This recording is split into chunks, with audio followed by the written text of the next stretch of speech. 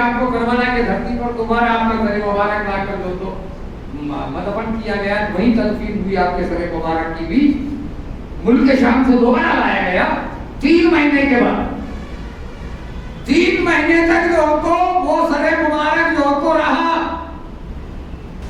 تو ہم نے کہا وَلَا تَقُولُوا لِمَن يُقْتَلُ فِي سَبِيلِ اللَّهِ أَمْوَاتٌ بَلْ أَحْيَاءٌ وَلَٰكِن لَّا تَشْعُرُونَ۔ وہ لوگ جو اللہ کی راہ میں مارے جائے انہیں مردہ نہ سمجھو۔ اور اس سے بڑھ کے اور کیا چیز آپ کے سامنے ہونا تھا کہ 3 مہینے تک سر مبارک جو تو بالکل نورانی جو تو شعائیں نکلتی تھی، اور سر مبارک سے جو تو قرآن مجید کی جو تو تلاوت ہوتی، لوحہ مبارک سے جو تو تلاوت کی جاتی تھی۔ نیزے پر بھی امام حسین علیہ السلام علیہ الصلوۃ والتسلیم کا سر مبارک قرآن مقدس کی تلاوت کر رہا تھا۔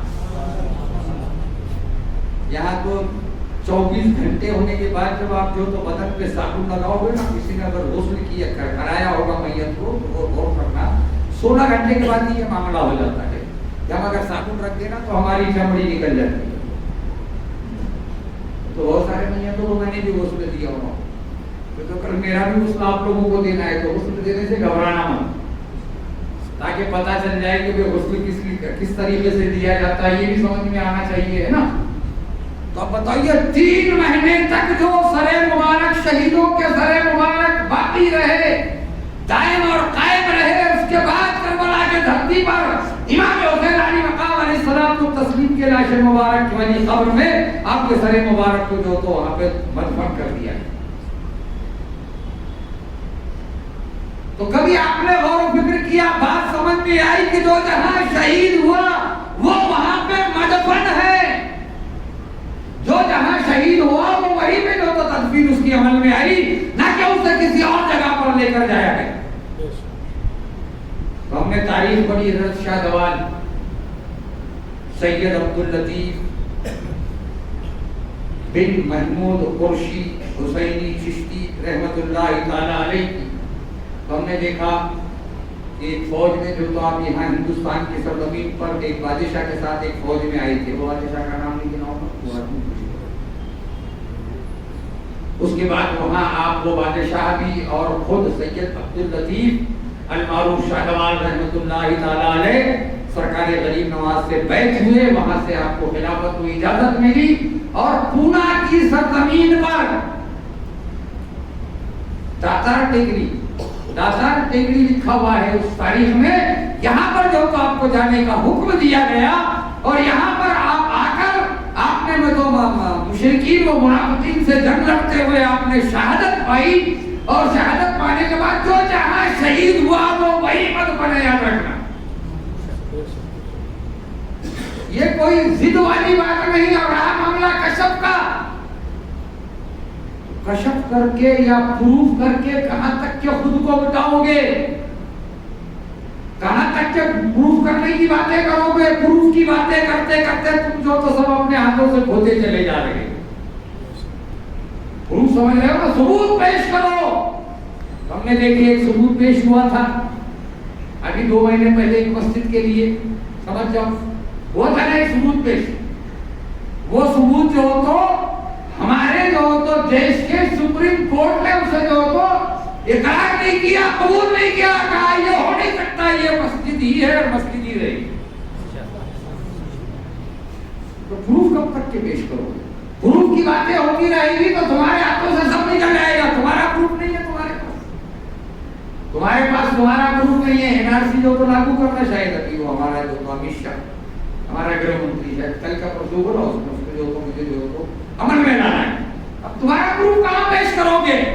تمہارا پروف پیش کرنے کے لیے ہے پونا اور یرواڑا کے سرزمین کے جو تو سنی غیور مسلمانوں شاہ دوال رحمۃ اللہ علیہ کی بارگاہ میں آنا، اور یہاں کا وہ تاریخی فیصلہ اٹھا دینا کورٹ کا جس پر لکھا ہوا ہے لا الہ الا اللہ محمد رسول اللہ، جس پتھر پر لکھا ہوا ہے اس پتھر کی تاریخ 1300 سال پہلے کی جو تو کورٹ نے ڈکلیئر کی ہوئی ہے۔ کہنا کہ ہم ان کے سچانے والے ہیں، ان کے ماننے والے ہیں، اور ان کے ساتھ جو تو پونا کی سرزمین پر ہمارے آبا و اجداد آئے تھے، ہم جب سے یہاں پر میں کوئی بڑا پروف پیش کرنے کی ضرورت نہیں، پروف تمہارے لیے شاہ دوال کافی ہے، یاد رکھنا۔ اور اس سے بڑا کیا پروف چاہیے آپ؟ ارے غیر قبول کر رہے ہیں اور ہم قبول کرنے سے انکار اگر کرتے ہیں تو عجب معاملہ ہے ہمارا، تو بات سمجھ میں یہ آئی کہ اللہ تعالیٰ جو تو غیروں کے ہاتھوں سے ولیوں کی جو تو خدمت کروائے گا۔ ہم دیکھ رہے ہیں کہ ہر اللہ کی ولی کی بارگاہ میں غیر جو تو جھاڑو لگا رہے ہیں، چراغ روشن کر رہے ہیں، ان سے فیض ڈھونڈ رہے ہیں۔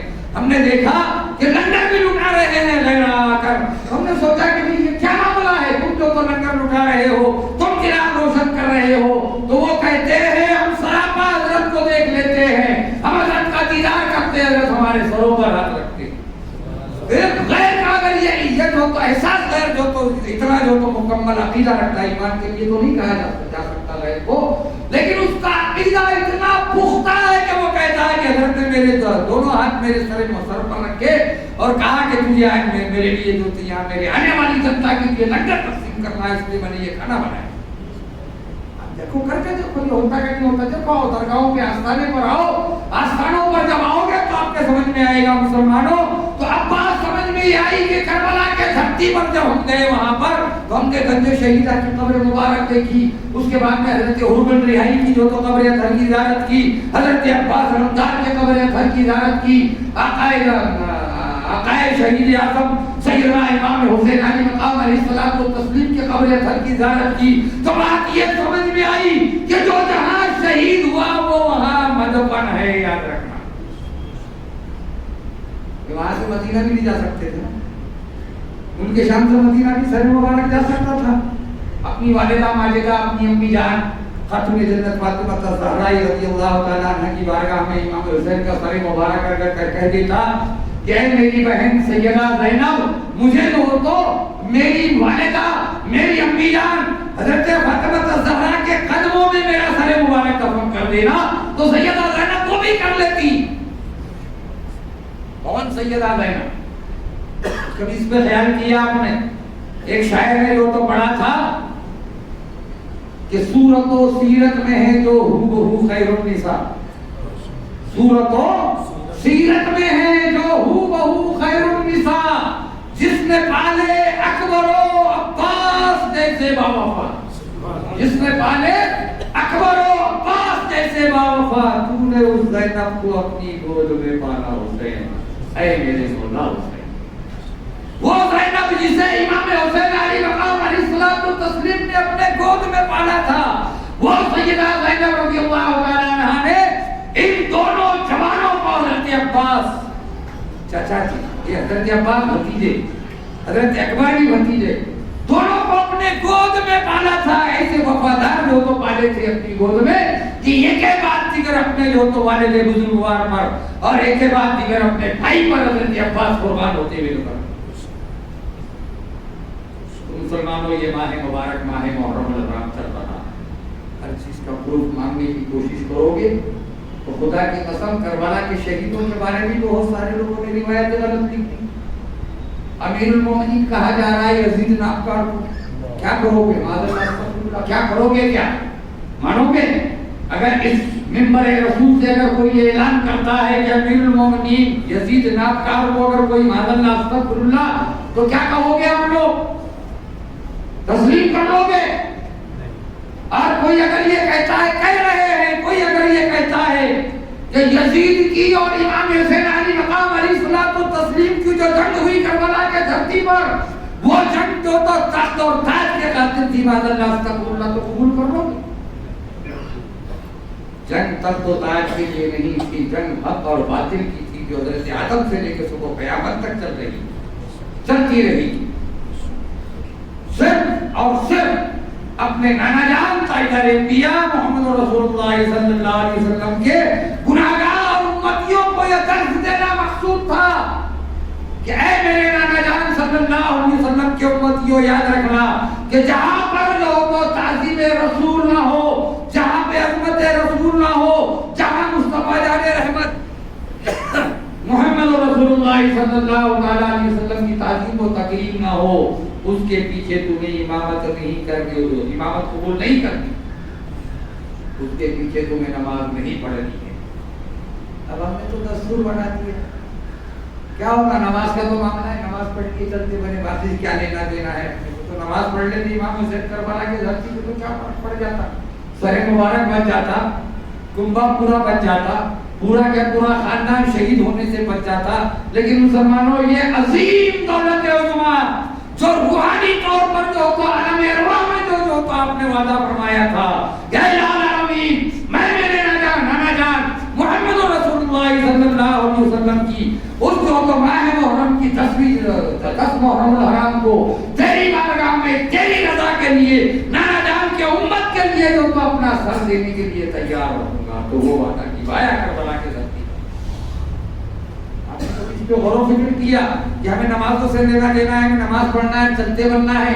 تو نماز پڑھ کر اگر چلتے بننا تھا, نماز پڑھنے کا ہی اگر معاملہ تھا تو امام حسین علی مقام علیہ الصلوۃ و تسلیم کربلا کے دھرتی پر نماز پڑھ لیتے تو کیا فرق پڑتا. کسی شاعر نے کہا تھا کنبہ آل خیر البشر ٹوٹ گیا, کنبہ آل خیر البشر ٹوٹ گیا, کیا سناؤں زباں کاپتی ہے میری آن کی آن میں سارا گھر ٹوٹ گیا. سارا گھر لٹا دیا. ننھے امام علی اصغر کو جو تو اللہ کی راہ میں جو تو شہادت کا جام پلا دیا. لیکن نانا جان صلی اللہ علیہ وسلم کے ہم گناہگار امتیوں کے لیے سب کچھ برداشت کر لیا. حسین اعظم تیری عظمت اور تیری محبت کو سلام, کروڑا سلام. تو نے ہم گناہگاروں کو جنت کا راستہ دکھا دیا, صبر و رضا کا درس دے دیا. تو مسلمانوں بات سمجھ میں آئی کہ ہر بات اگر پروف کرنے کی کوشش کرو گے تو کربلا پر بھی نشاندہی ہو رہی ہے. تو کیا مان لو ان لوگوں کی باتیں جو کہتے ہیں کہ امیر المومنین تھا یزید نام کا معاذ اللہ, وہ بھی صحابی رسول تھا, معاذ اللہ استغفر اللہ. ارے صحابی رسول کی ہی بات اگر ہوتی ہے تو کیا کہتے ہیں آپ نے جو تو ابو جہل بھی جو تو ہمارے آقا صلی اللہ علیہ وسلم کو دیکھا ہوا ہے, اسے صحابی رسول کہتے ہو کیا؟ نہیں کہا کہ یہ صحابی رسول کا بیٹا تھا.